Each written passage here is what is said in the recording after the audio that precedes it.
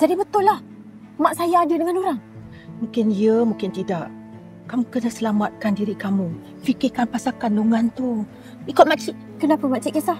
Makcik tak tahu yang susu tu dah dicampur dengan racun. Racun?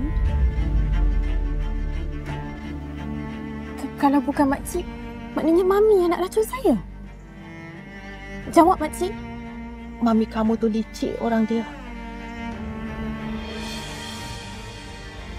Jadi betul lah semua ni kerja mami.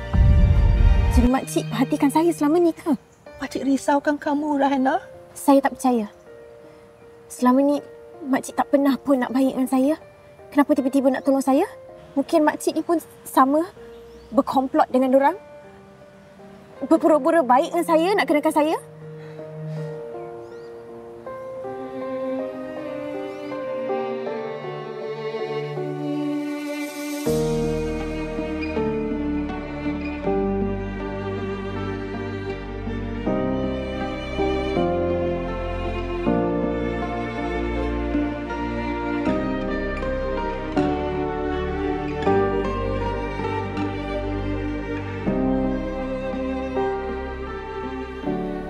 Makcik tahu kamu boleh rahsiakan perkara ni.